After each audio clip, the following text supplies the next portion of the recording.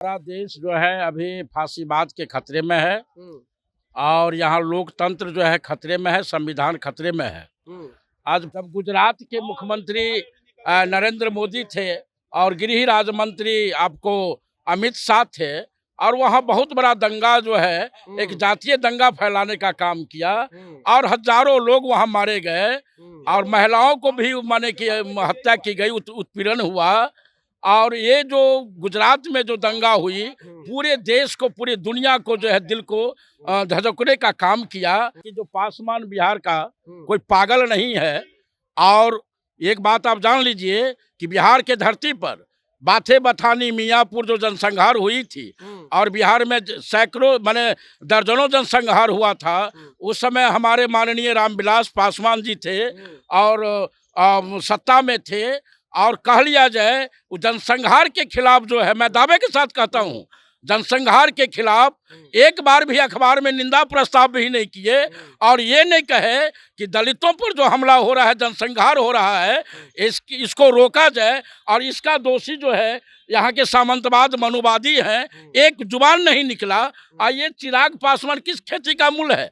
चिराग पासवान दुश्मन के, जो दलित का दुश्मन है उसके गोद में बैठ करके अपने पेट और परिवार की राजनीति ऐसे करता है। दलित- मैं तो मानता हूँ कि जो द्रौपदी मुर्मू है, औंठा छाप स्टाफ जो है, स्टाफ माने राष्ट्रपति है, वो अपने से कोई निर्णय नहीं ले सकते हैं। ये हमारा जितना डेमोक्रेटिक ऑर्गेनाइजेशंस है, हुँ, एज पर एग्जांपल चुनाव आयोग, हुँ, कई मानवाधिकार सेंटर्स, हुँ, कई अदर्स हुँ, और हाल की स्थिति तो न्यायालय की भी हुँ, कैसी है, सो आपसे वो बचा हुआ नहीं है।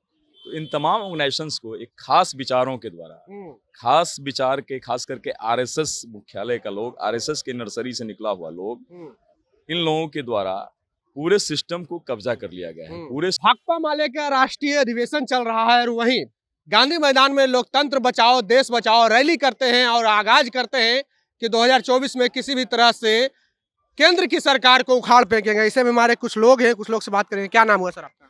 मेरा नाम हरि पासवान है। कहाँ से आए हैं? मैं दरभंगा से आया हूँ, भाकपा माले जिला कमेटी सदस्य।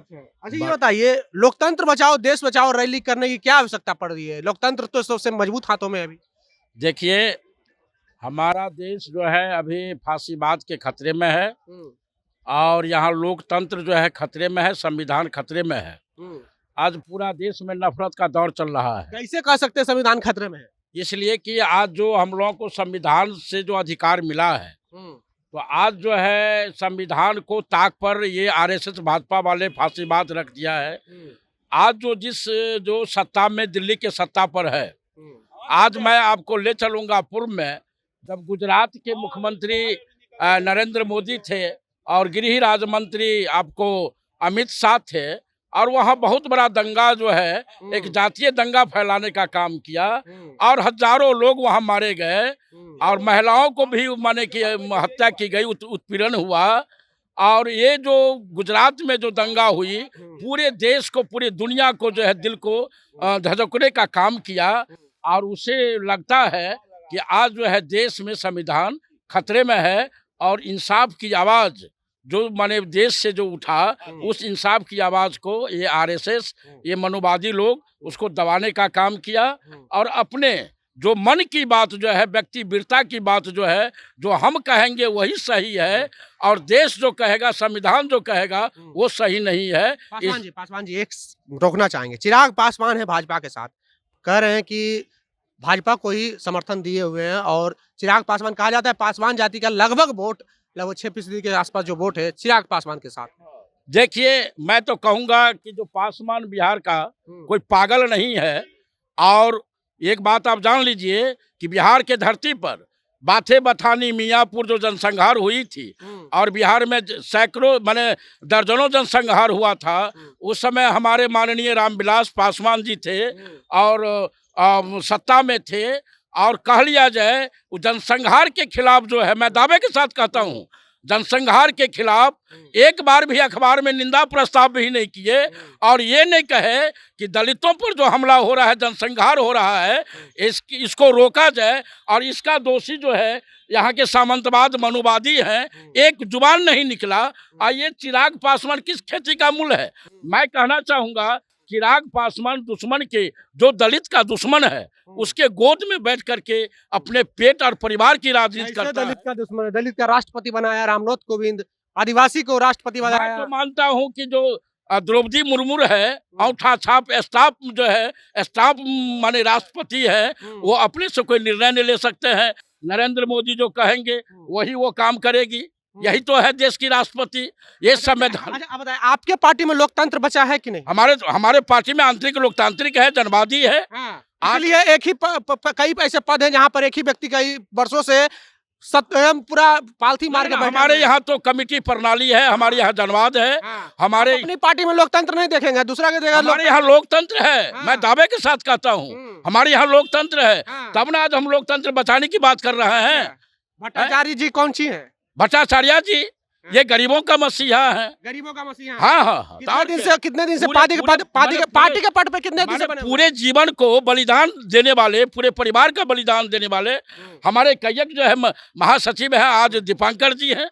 दीपांकर भट्टाचार्य कितने सालों से पद पर बैठे हुए हैं आपके पार्टी अरे में? और पद लोकतंत्र क्या है? वो पद तो यहाँ कहा जाता है कि ये अरे गरीबों हम की लोग- पार्टी है ना, हमारी गरीबों पिछड़ों दलितों की पार्टी है, और अपने अपनी पार्टी में लोकतंत्र की बात नहीं करेंगे। लोकतंत्र है यहाँ।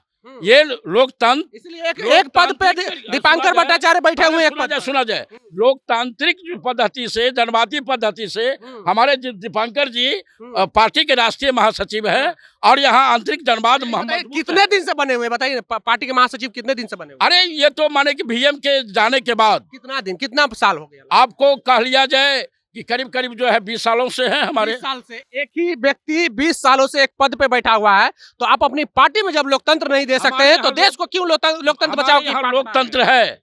और नहीं सुना जाए, और हमारे यहाँ कमेटी प्रणाली है, और हमारे यहाँ जो है जनता इनको जिम्मेवारी दिया है, और फांसीवाद के खिलाफ लड़ने के लिए। जिसके पार्टी में खुद लोकतंत्र नहीं है, जिसके पार्टी में खुद लोकतंत्र नहीं है, वो दूसरे को लोकतंत्र बचा रहे हैं। यहाँ सामूहिक पद्धति है, हम सामूहिक निर्णय लेते हैं, यहाँ कमेटी निर्णय लेती है, कोई व्यक्ति प्रणाली नहीं है। चलिए, अब यहाँ पर और भी कुछ लोग हैं, युवा हैं, इन लोगों से भी बात करेंगे। क्या नाम हुआ सर? मेरा नाम हुआ संतोष कुमार यादव। क्यों लोकतंत्र बचाओ देश बचाओ की रैली कर रहे हैं आप लोग? लोकतंत्र तो मजबूत हाथों में है। ये तो अच्छी बात है जो आप बोल रहे हैं, मुझे हंसी भी आ रही है इस बात पर। दरअसल में भारत का लोकतंत्र पिछले करीब एक दशक के आसपास बहुत ही गलत डायरेक्शन में जा रहा है। भारत कैसे? कुछ उदाहरण दीजिएगा तब। इसके उदाहरण को आप इस रूप में समझिए, हमारा जितना डेमोक्रेटिक ऑर्गेनाइजेशंस है, एज पर एग्जांपल चुनाव आयोग, कई मानवाधिकार सेंटर्स, कई अदर्स, और हाल की स्थिति तो न्यायालय की भी कैसी है, तो आपसे वो बचा हुआ नहीं है। तो इन तमाम ऑर्गेनाइजेशंस को एक खास विचारों के द्वारा, खास विचार के, खास करके आरएसएस मुख्यालय का लोग, आरएसएस के नर्सरी से निकला हुआ लोग, इन लोगों के द्वारा पूरे सिस्टम को कब्जा कर लिया गया है। पूरे सिस्टम को नाजायज तरीके से। आपकी पार्टी में लोकतंत्र है? बिल्कुल, पहले मेरी बात समझ लें। पूरे सिस्टम्स को इस रूप में जो एक परंपरा चली आ रही ये थी। तो आप लोग की अवधारणा है, आप पार्टी में है तो आप लोग तो बोलेंगे ही कि उनके खिलाफ। नहीं, हमारी अवधारणा नहीं है। आप इसके कई उदाहरण आपको मिलेंगे, इसके आप सैकड़ों उदाहरण आपको मिलेंगे। आप उत्तर प्रदेश का हालात देख लो, आप कर्नाटका का हालात देख लो, जिस प्रकार से सरकारें गिराई जा रही है, आप मध्य प्रदेश का हालात देख लो। आपके पार्टी में ईडब्ल्यूएस के आरक्षण पर भी कई ऐसे वीडियो है जो कि भिड़ते नजर आए। ब्राह्मण जाति के लोग कह रहे हैं कि ईडब्ल्यूएस आरक्षण होना चाहिए, पर गरीबी के आधार पर आरक्षण होना चाहिए। आप लोग उसका विरोध भी कर रहे हैं। पहली बात तो आपको समझना होगा, हमारी पार्टी जातियों के आधार पर नहीं संचालित होती है। हमारी पार्टी, सुप्रियो भट्टाचार्य लगभग 20 सालों से एक ही पद पे बने हुए। आप पहले समझिए ना, हमारी पार्टी क्लास कल्चर हमारे पार्टी के अंदर है, हमारे पार्टी के अंदर वर्ग संस्कृति है, हमारी पार्टी मजदूरों की पार्टी है। हमारी एक जाति के हाथों में कमान दे दिया गया आपकी पार्टी को। आपको समझना होगा, हमारे यहाँ कमेटीगत सिस्टम है, और चुने हुए पूरे बिहार। जनता को कैसे समझाइएगा कि इस तरह की एक ही लोग काफी दिनों से बने हुए सत्ता एक ही पद पे? हमारी पार्टी, पहले आपको ये समझना होगा, हमारी पार्टी पूर्णतः डेमोक्रेटिक पार्टी है। पूरे देश से, पूरे देश के तमाम जिला मुख्यालयों से हमारे जो निचले स्तर की लीडरशिप से लेकर के टॉप स्तर की लीडरशिप हैं, वो स्थानीय प्रतिनिधियों से, स्थानीय साथियों के द्वारा चुनाव करा करके चुनाव जीत करके आए हुए हैं, और हम लोग जैसा लोग भी चुनाव लड़ा। तो यहाँ पूर्णतः डेमोक्रेटिक व्यवस्था में लोग आए हैं, और एक एक डेलीगेट्स, एक एक ऑब्जर्वर्स, और जो भी हमारे गेस्ट्स हैं, पार्टी मेंबर्स हैं, सभी लोग डेमोक्रेटिक रास्ते से आए। 2024 में कौन कौन से मुद्दे क्यों लेकर जनता के बीच जाएंगे? देखिए, 2024 का हमारा सबसे पहला मुद्दा है कि सेफ डेमोक्रेसी, सबसे तो है ही रहा, डेमोक्रेसी में कोई दिक्कत एकदम नहीं। संविधान को बचाना है। देश के जो लोकतांत्रिक सेंटर्स हैं संविधान बचा हुआ है, नहीं बचा हुआ है, बचा हुआ है। नहीं, संविधान पर आँच आ रहा है, गैर संवैधानिक कार्य हो रहे हैं। अगर संविधान बचा होता तो फिर मैं आपको उदाहरण दिया हूँ, मध्य प्रदेश, कर्नाटका वगैरह वगैरह, और अगर संविधान बचा होता तो विपक्ष के लोग जो आपसे लड़ रहे हैं, जो आपके खिलाफ संघर्ष कर रहे हैं, उनके यहाँ ईडी और सीबीआई नहीं जाती। आपको पता है कि बीजेपी के अंदर कितने लालू यादव हैं? आपको पता है कि बीजेपी के अंदर इतने बड़े प्रॉपर्टी वाले कितने लालू यादव हैं? यानी कि लालू यादव भी कहीं ना कहीं गलत है, आप मान रहे हैं? मैं ये नहीं कह रहा हूँ, मैं कह रहा हूँ जिस प्रकार से लालू यादव का उदाहरण दिए तो यानी कि ये उदाहरण उन पर दो। चारा घोटाला का आरोप लगा, नहीं, यानी कि बीजेपी में भी कई लोग ऐसे हैं जिन पर आरोप, ऐसे लोग हैं। मैं ये कह रहा हूँ जिस प्रकार से आप संपत्तियों के आधार पर लालू यादव पर छापा मारते हो, चरण सेठ पर छापा मारते हो, कांग्रेस के लोगों पर छापा मारते हो, अन्य जो अदर्श विपक्षी लोग हैं उन पर आप छापे मारते हो, तो सबसे पहले सुशील कुमार मोदी की संपत्तियों को आप जांचो, अमित शाह की संपत्तियों को जांचो। जैसा इतना 50,000 रुपया से लेकर के इतना बड़ा करोड़पति कैसे बन गया और आज पूरा देश अडानी और अंबानी के हवाले कैसे चला गया, आप इसकी जांच क्यों नहीं करते हो? जब इस सवाल आपसे करता है तो आप देश हित, राष्ट्र हित इसकी बात करते हो, तो क्या देश हित की कई बात- विधानसभा चुनाव में ये नतीजा नहीं ना देखने को मिला। गुजरात विधानसभा जीत गए, बहुत सारे विधानसभा चुनाव हुए, वहां जीत जाते भाजपा।